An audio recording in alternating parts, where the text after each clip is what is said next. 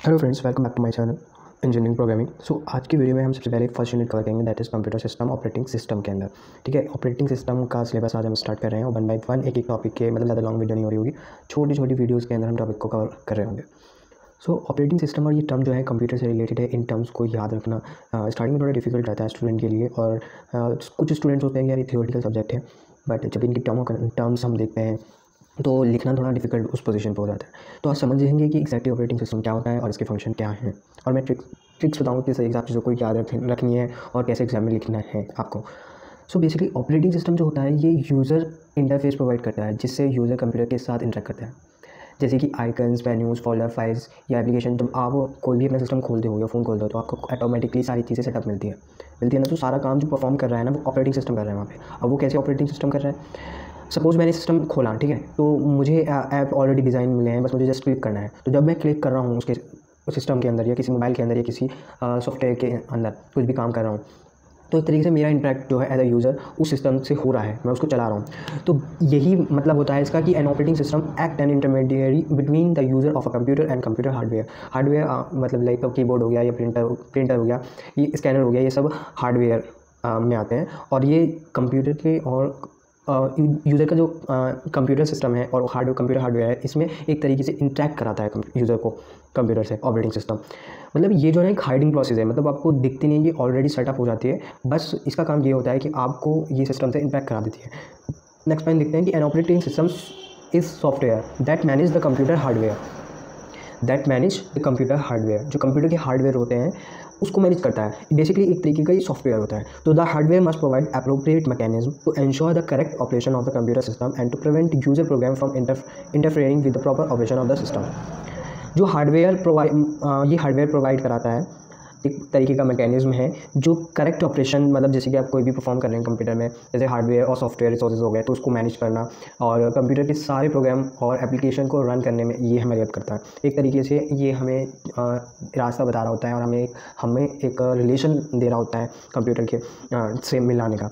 ठीक है, तो बेसिकली ऑपरेटिंग सिस्टम अब मैं समझ सकता हूँ आपको समझ में आ गया होगा। अगर ऑपरेटिंग सिस्टम अभी भी समझ में नहीं आया तो मैं एक और एग्जाम्पल देना चाहूँगा। सपोज़ आपका ये मोबाइल फ़ोन है, ठीक है, या सिस्टम समझ लो, सिस्टम है, ठीक है। जब ये सिस्टम है आपका, राइट, तो सिस्टम में कुछ मेन्यूज़ या फोल्डर्स दिए होते हैं, तो आप उसको एज अ इनपुट या कीबोर्ड से क्लिक कर रहे होते हैं। तो जो क्लिक करना होता है या किसी फोल्डर को ओपन करना होता है, ये ओपन जो कर रहा है या आइकन आपको शो कर रहा है या कोई फाइल्स आपको शो कर रहा है या एप्लीकेशन शो कर रहा है, सारा काम जो कर रहा है ये ऑपरेटिंग कर रहा है और आपका इंटरेक्ट उन चीज़ों से करा रहा है। तो एक तरीके से ये ऑपरेट कर रहा है चीज़ों को, है ना। तो एक सिस्टम, इसीलिए इसको ऑपरेटिंग सिस्टम कहते हैं। ठीक है, अब इसके फंक्शन क्या होते हैं? देखो, फंक्शन डिफरेंट टाइप के हो सकते हैं। जैसे सपोज आपको AKTU में जब आप लिखते हो ना तो आपको हेडिंग वाइज चीज़ें लिखनी होती हैं। तो इसके लिए ऐसा किया करें आप, जैसे कि ये booting, formatting, managing computer resources, तो ये फंक्शन में आते हैं इसके ऑपरेटिंग सिस्टम के। तो आपको शॉर्ट फॉर्म बना लेनी है और इसको किसी भी तरीके से या कोई भी सिंक्रोनियस बना लेना है। B से BF हो गया, लाइक MM, MM, इस तरीके से इसको याद करने की ट्रिक्स रख सकते हैं। क्योंकि अगर आप ये चीज़ नहीं करोगे तो ये पॉइंट्स वहाँ याद नहीं रहते, याद उस पोजीशन पर रहेंगे जब आपको बहुत ज़्यादा डीपली मतलब नॉलेज हो। बट थ्योरेटिकली सब्जेक्ट में बच्चे इतना नहीं पढ़ पाते, तो ट्रस्ट मी, भूलने के चांसेस हो जाते हैं ये पॉइंट। अगर आप ये इस ट्रिक से याद करोगे तो ये पॉइंट्स याद आएंगे और अंदर की चीज़ तुम खुद लिखोगे, क्योंकि तुम्हें उसके बारे में तुम आप पढ़ रहे हो कि एक्जैक्टली बूटिंग क्या होता है, ये यूजेस क्या जाता है, डाई। तो ये देखो, the operating system perform the following functions. तो ये फंक्शंस होते हैं जो ऑपरेटिंग सिस्टम परफॉर्म करते हैं, जैसे कि uses diagnostic routines to test, ये हमारा टेस्ट करता है सिस्टम को फॉर इक्विपमेंट फेलियर, कोई चीज़ फेलियर तो नहीं है। ओवरऑल ये सारी चीज़ों को, रूटीन्स को मैनेज कर रहा होता है। और ये basically copies BIOS, that is basic info system programs from our ROM chip से, जो हमारे ये कॉपीज़ कर देता है बेसिक इन्फो सिस्टम। जो हमारा बेसिक इन्फो सिस्टम है, जो इनपुट सिस्टम हम दे रहे हैं उसको चेंज कर देता है, उसकी प्रोग्राम को रोम से मेन मेमोरी में डाल देता है, कॉपी कर देता है basically. So loads operating system into computers memory. जो लोड ऑपरेटिंग सिस्टम होते हैं उनको भी कंप्यूटर मेमोरी में डाल देता है। अब नेक्स्ट टाइप आता है इसका फॉर्मेटिंग क्या होता है? फॉर्मेटिंग ये इनिशियलाइज, जैसे कि डिस्केटिस, इसका थोड़ा प्रोनाउंसिएशन देखना ना, so they can store data and programs. मतलब ये फॉर्मेट्स कर सकता है सारी चीज़ों को, ताकि हम उसमें यूज़र जो है एज इंटरफेस करने के बाद उसमें इस डाटा को या किसी भी प्रोग्राम्स को स्टोर कर सके, राइट। इस तरीके से प्रोग्राम को स्टोर करना या उसको इनिशियलाइज फॉर्मेट्स कर देना, ये सारे काम जो कर रहा है ये हमारे सब ऑपरेटिंग सिस्टम कर रहा है। नेक्स्ट है managing computer resources.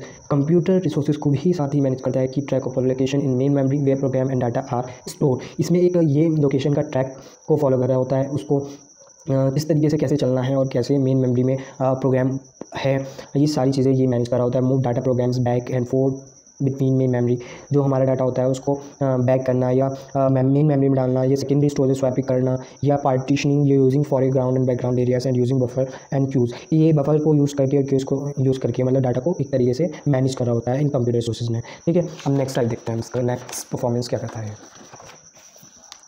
Sorry function. तो नेक्स्ट करता है ये फाइल्स को भी बेसिकली मैनेज कर रहा होता है, जैसे कि हमारी managing files, copies files program from one disk to another, एक डिस्क से दूसरे डिस्क में फाइल को कॉपी कर रहा होता है। बैकअप फाइल्स भी कर, बैकअप फाइल से प्रोग्राम इनका बैकअप दे देगा आपको, रेज या डिलीट फाइल प्रोग्राम से भी ये कर रहा होता है। रीनेम्स फाइल ऑपरेटिंग सिस्टम के थ्रू हो रहा होता है। नेक्स्ट, मैनेजिंग टास्क में भी able to perform multi tasking, multi programming, time sharing आने वाले आप और वीडियोस में देख लेंगे इसको डिटेल में एक्जैक्टली क्या होता है, टाइम शेयरिंग कैसे काम करती है इसमें, ऑपरेटिंग सिस्टम मल्टी प्रोसेसिंग कैसे करता है, ये सब इसके टाइप्स में हम देखेंगे कि एक्जैक्टली और ऑपरेटिंग सिस्टम के कैसे टाइप हो सकते हैं। ठीक है, तो आज की वीडियो में बस इतना ही, और नेक्स्ट वीडियो में हम नेक्स्ट टॉपिक कवर करेंगे इसका। ये फर्स्ट टॉपिक हमारा कवर हो गया और मैं नहीं चाहता कि वीडियो की लेंथ ज़्यादा बढ़े। आई होप आपको वीडियो अच्छा लगा। अगर आपको वीडियो अच्छा लगे प्लीज़ लाइक शेयर सब्सक्राइब कर देना, क्योंकि ये मेरा फर्स्ट टाइम है और फर्स्ट वीडियो है ऐसा। तो इससे क्या हो रहा है कि मैं थोड़ा एक्सपीरियंस भी गेन कर रहा हूँ, धीरे धीरे वीडियो और अच्छी प्रॉपर आएगी, बट उसके लिए आपको सब्सक्राइब करना होगा। So if you like it so please to subscribe it. Okay, thank you.